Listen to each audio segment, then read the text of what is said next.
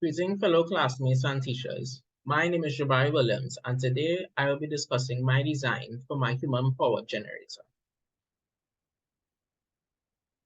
I started off looking at problems that people face with their electronic device every single day. And the main problem that they face is that they run out of power. A solution was invented for this called the power bank to charge people's electronic device anywhere at any time.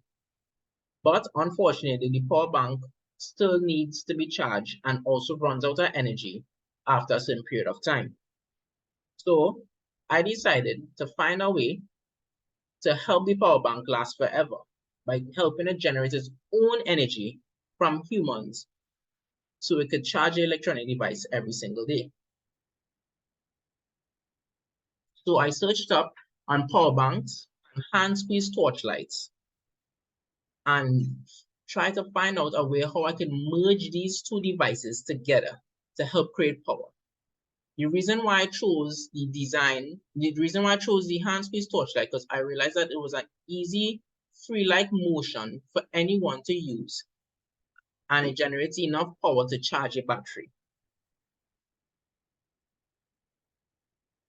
For my research, I took key main points for my design, which is to make sure that it's easy to use, it's light in weight, it is comfortable for the user, and it is portable.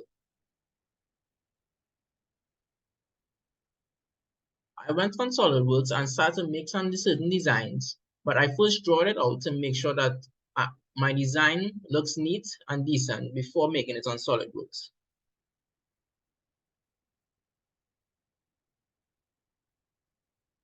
So my device works like this, simple and easy.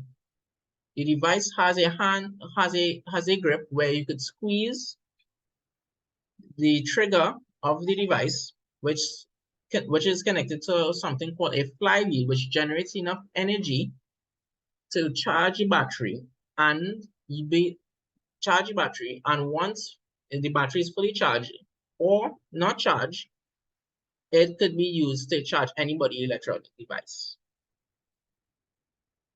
So here's a video presentation. Here's a video of of a concept design I wanted to imply in my device. So as seen here, this is a hand squeeze torchlight, where the user will now open this and show you the inside of how the function of a hand squeeze torchlight, which is used, and this method of how it is used will be implied in my device to make sure it's function.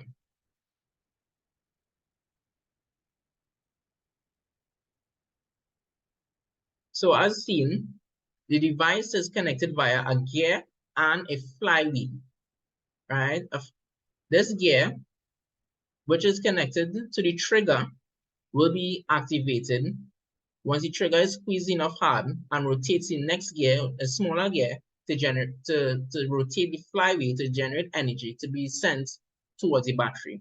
But in this case, for the hand squeeze torchlight, it sends its energy towards the LED light to power, sending light and to provide light for the user.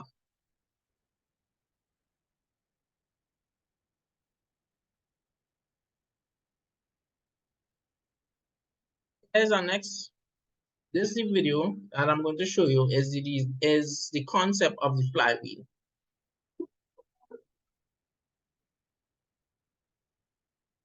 So basically, the flywheel is a device. Once triggered by a mechanical motion, it spins a magnet that is which affects a generator which has copper coils around it, right? This magnet rotates around the copper coils, generating electricity, which is then sent towards the battery. The constant motion of the flywheel helps the momentum to gain speed, so the magnet could rotate around the generator, so it could send more energy towards the battery. As seen in the video, a vacuum chamber is applied. This vacuum pump removes the air from the chamber to reduce air resistance in the freewheel, right? But for my device, I will have space where air will be allowed to flow out. right, causing a small breeze.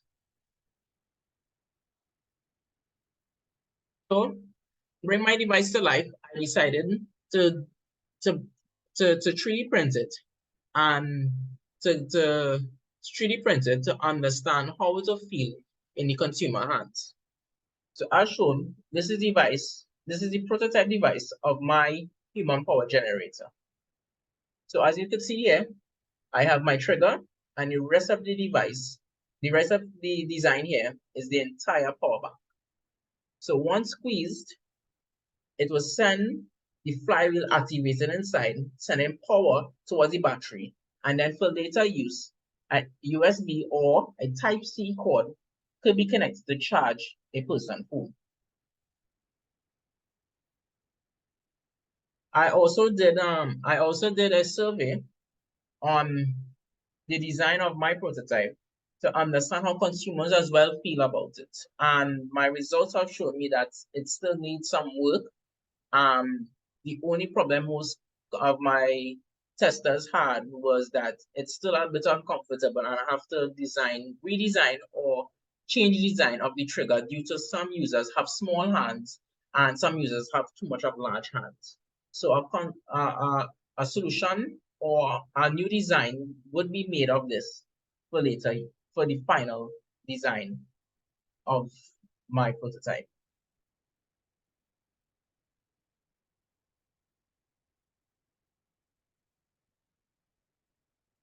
This brings us to the end of my presentation. Thank you all for listening, and I hope you all enjoy the rest of your day.